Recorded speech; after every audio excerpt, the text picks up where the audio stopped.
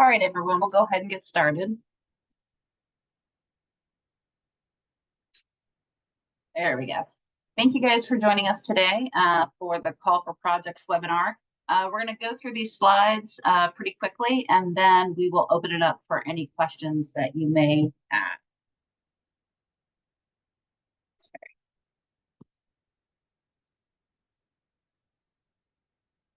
Maybe. There we go.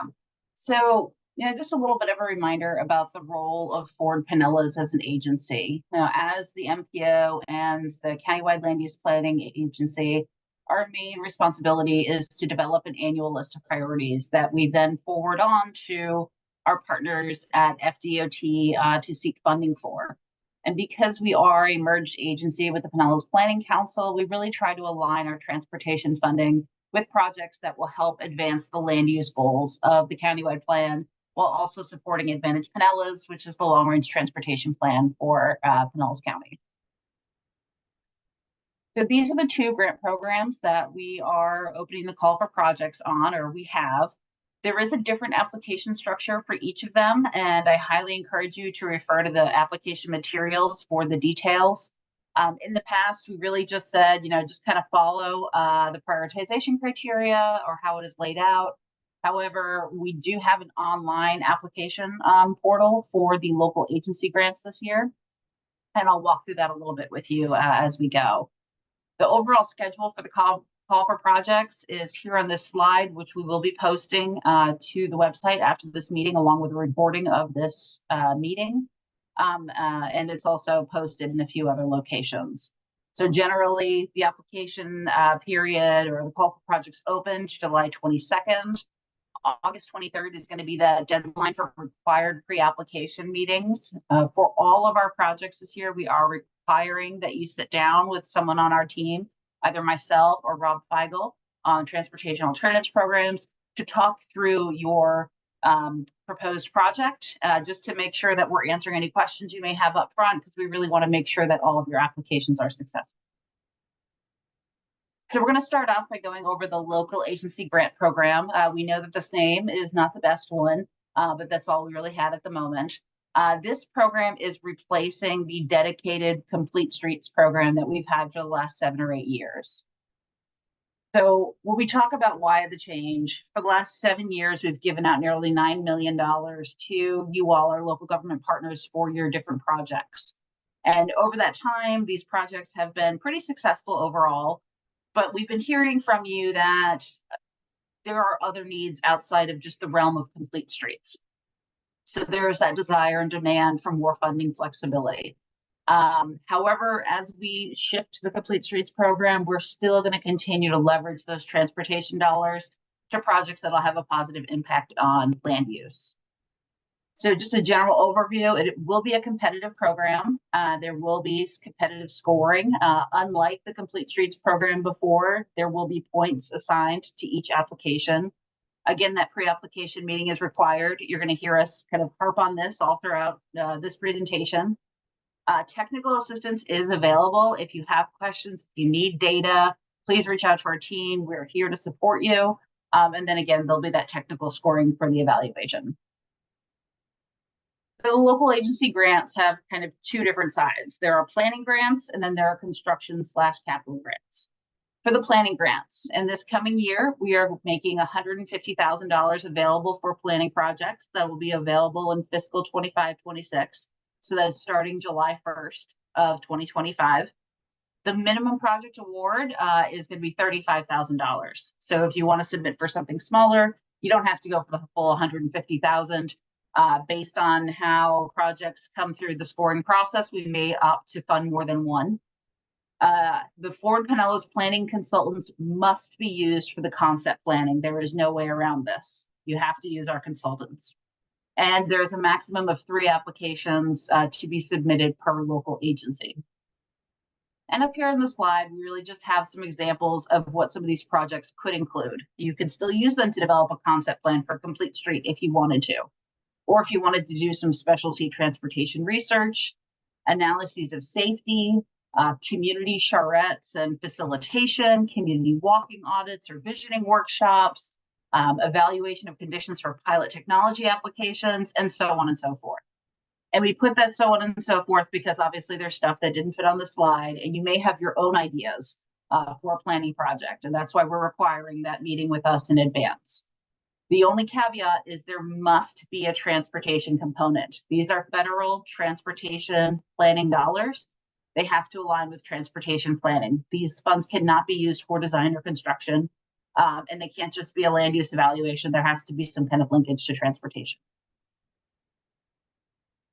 The minimum criteria, again, this is very similar to what we've done in the past. You've got to show that there's local support. You have to show how it is going to advance the goals of the countywide land use plan, and you have to meet with us in advance. On the scoring, these are the criteria that we're going to be looking at when we score the applications. Very similar to Complete Streets, we plan to bring together a team of Planners Advisory Committee, Technical Coordinating Committee, or just other land use and transportation planners from throughout Pinellas County whose jurisdiction did not submit an application. Each participant in the evaluation will individually score their projects. We'll throw out the highest and lowest score, average what's remaining, and that'll be the final score for the project application. So we're looking here at a lot of potentials because obviously these are planning, how to involve the public, improve safety, how it will contribute to the max index, improve access to and along investment corridors, improve access to EJ or CRAs, serve multiple modes, and complete a gap. And we've gone back and forth a little bit with this criteria, trying to make sure that the criteria we select won't favor one type of project over another. We have run about 6 or 7 former applications through this process, and we think that the scoring that's come out of it has been scored pretty well, pretty evenly. So this is what we're proposing to move forward with. In terms of the construction and capital grants, previously with Complete Streets, we used made available about $1 or $1.5 million. This year, we're looking to make available up to $3 million for those construction and capital projects. Now, this project will be prioritized through our priority list, and we will be seeking inclusion. Oh, sorry, I misspelled in on that slide. Inclusion in the 5th year of the FDOT work program. So we're likely targeting 2030 to 2031. This is not a guarantee. Obviously, anything can happen. Funding could be available earlier versus later, but that's the year that we're going to be targeting. There is a minimum project award of $300,000, and there is a maximum of 2 applications per agency for this program. And some of the representative projects, again, could be Complete Streets. It could be procurement of multimodal counting equipment, bicycle parking infrastructure, safety improvement projects. Really, it runs the gamut. There's a little bit more criteria for this because these are federal transportation dollars. You have to be LAP certified, not necessarily at the time of when you submit the application, but if your project is awarded funding, we're going to be working with you over the next couple of years to make sure you're making progress towards getting that LAP certification, and that you're committed to getting that LAP certification to execute the project. We are requiring that right-of-way is available and secured. This could be through an easement, through actually ownership of the property.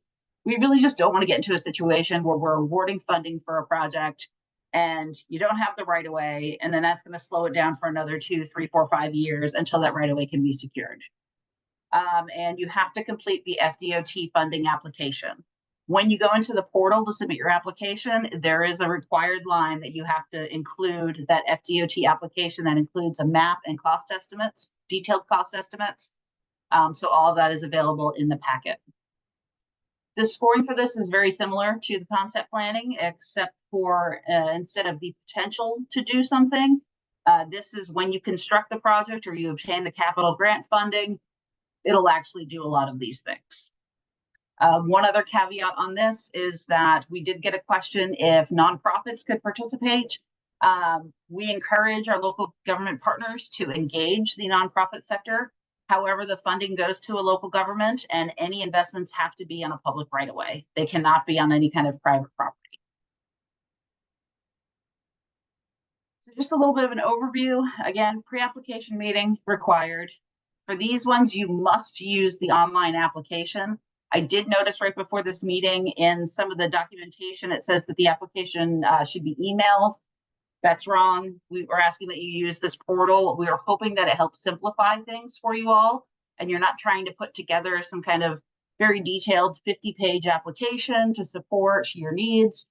Just go onto the online portal, check the boxes as you go through.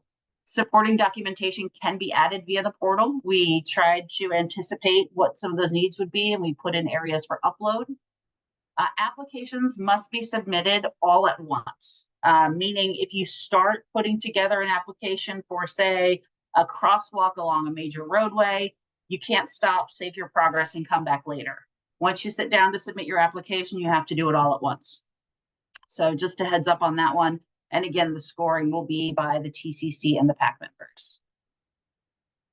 Just an overall summary of the local agency grant program. The technical assistance deadline is September 20th. That's if you need crash data to support your application, or if you need bike counts. Please get with us by September 20th, just so our staff has enough time to turn around those data requests. The deadline for submittal is 5 p.m. on November 22nd. We are anticipating committee recommendations February of next year and board approval in March. For those projects that receive planning funding, we are requiring that the planning agreement be executed by July 1st, 2025, and all phases and invoices have to be complete and sent to us by June 30th.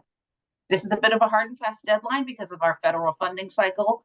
If we have dollars that aren't completely used up by June 30th, we run into some problems. So any planning projects, we ask that they be completed within the 12-month time frame. And then, of course, for construction, it'll be gamed for the 2030 to 2031 FDOT work program. And that's all I'm going to say about that one. We'll do questions at the end, but I want to turn it over to Rob Feigl to cover the transportation alternatives program. Rob?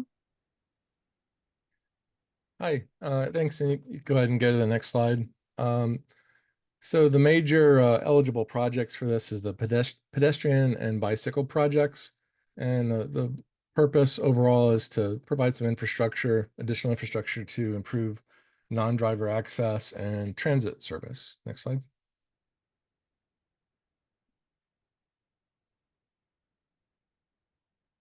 Next, thanks. So the transportation alternatives program also has a minimum and a maximum award amount.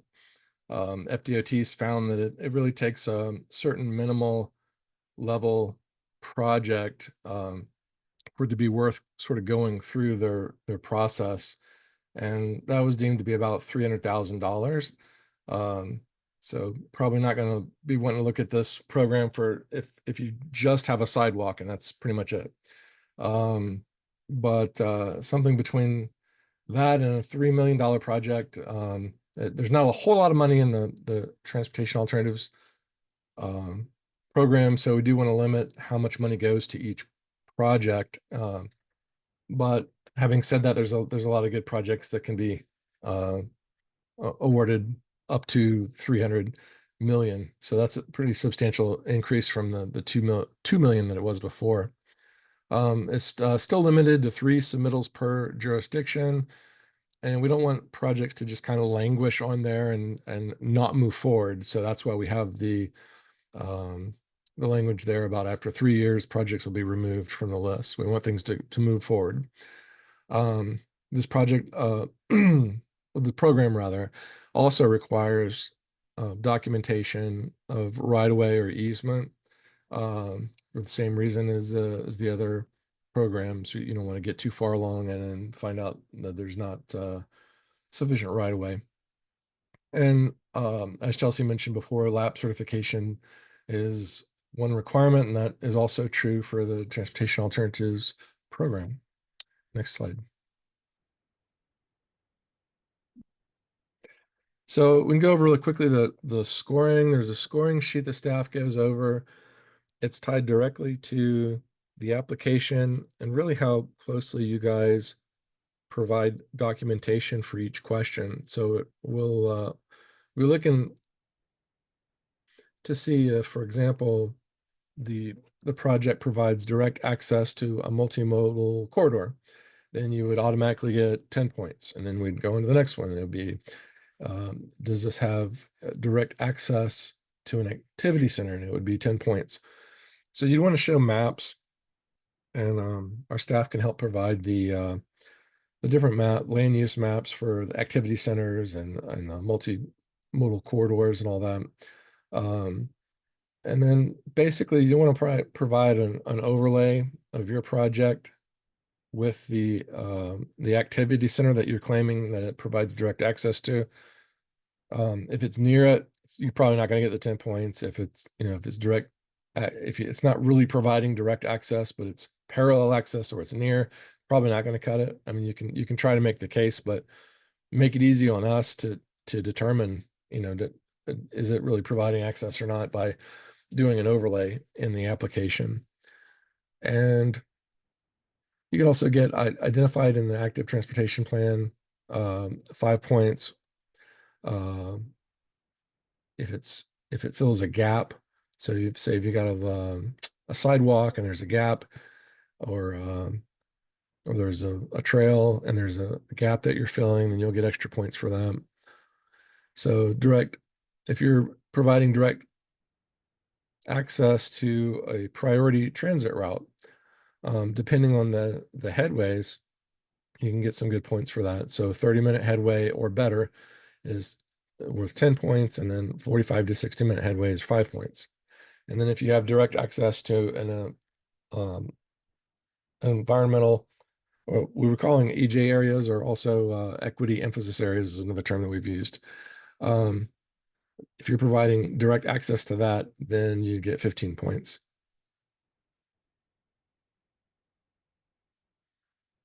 And then for bicycle facilities, and this is judged basically after the project would be completed. If this is a project that would be something that all ages and abilities could use, you're looking at like a trail with it's buffered, it's not very dangerous, everyone feels safe on it. You're looking at something like 15 points. And at the other end of the spectrum, if you're looking at just a bike lane, that's on one of the access roads to US Highway 19, and only the strong and fearless would go on it, then you're probably not going to get any extra points there. So the safer, the better is the intent. Similarly with sidewalks, the safer you make the sidewalk, the better. And so we'll go in and take a look at that and determine how many points to award. The more buffered the pedestrian or for sidewalks, the safer it is in general, the more points you're going to get. Next slide. So what is the overall transportation alternatives application look like? As in the previous years, it's really kind of a three parts here. You've got the Florida's the state's TA application, which it's a little confusing. They're not calling it the TA application. It's called the Florida Department of Transportation Surface Transportation Block Grant Program and Transportation Alternatives Set Aside Project Application. So yeah, if you're looking online, you might have more luck sort of looking under that specific name. But we do have on our website, we do have the most recent Florida application, and it has changed. So don't go and fill out the old one, because that's a non-starter. So you're going to want to go in and answer all of FDOT's questions. They're going to want to see proof of things like right of way, and so there's going to be some overlap between that and what we as Fort Pinellas have is a couple of additional requirements. And that's because in the past, these are the areas that folks have sort of fallen short on and has caused their projects not to move forward. So for that reason, Fort Pinellas has an additional application checklist that'll help you make sure that you're sort of on target to have everything that you need to have a complete application, as well as an application addendum. Next slide. For the state FDOT TA application, at the end of their TA application, they have a number of links and resources. This is what the page looks like online for that. It has a lot of helpful information on there, so you'll want to check that out if you haven't seen it before, if you're not familiar with it. Next slide. And so there's additional transportation alternative resources and national resources. Just to give you an idea what it looks like on the web page. Next slide. I would want to say generally that because you're filling out the Florida the FDOT TA application, in addition to filling out a Forward Pinellas TA application, keep those sort of separate. You can combine them into two separate PDFs and then combine it, but just kind of make clear what's what. The application that you do for FDOT is straightforward. Everything they want on their application is on their application. And then remember, separately, you're doing almost a separate application for us. You're going through a number of additional questions that we have that are helping to ensure that you've got the right of way, you've got lab certification, et cetera, et cetera. With the checklist and the addendum. And with regard to us ranking your project, that part's going to be really important. But so you're going to want to provide documentation that's just clear. I've seen pretty straightforward questions, and then the information, the documentation provided was a voluminous 50-page addendum.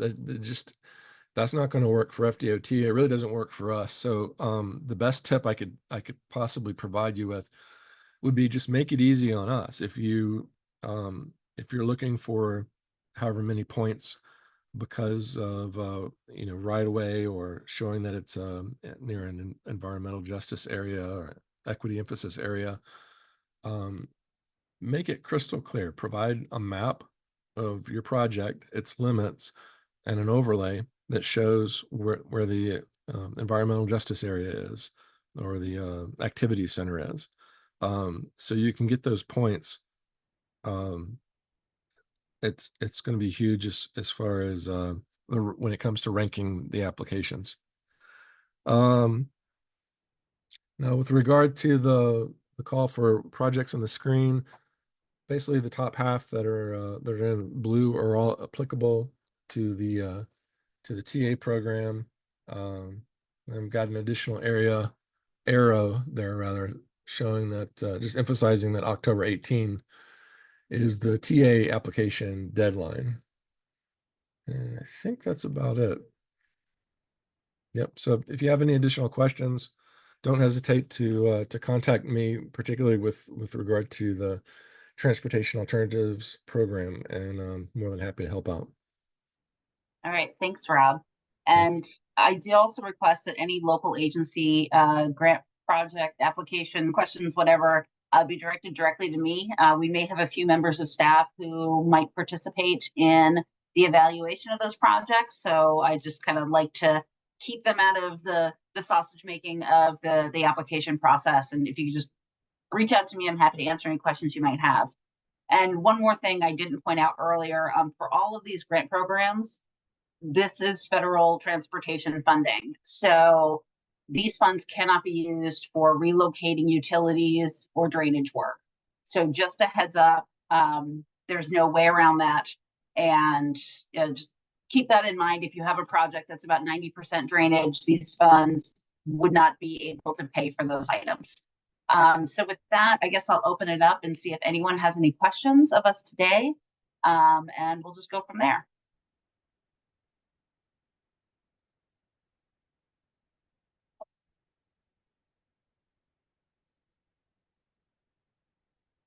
All right. Well, I guess we did a great job explaining everything. Like I said, the recording of this will be posted to our website along with a copy of the PowerPoint. If any other questions come up as you start thinking about it, please feel free to reach out to us and let us. Chelsea? Rick, did you have a question? Yes, of course. Okay. Yeah. Uh, for either program, is there any example of like improvements for transit stops? Um, you know, So I'm- we have not funded any of those through these programs. But or act, transit stop improvements would be eligible capital expense. yeah, not necessarily stops, but access to stops, things like that. And that would be eligible, but we haven't really done those because this was pretty much just complete streets in the past. Yeah. So, but that would definitely be eligible. Okay, thank you. You bet.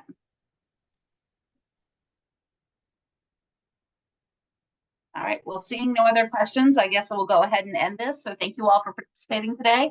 And I guess we'll be working with you all soon.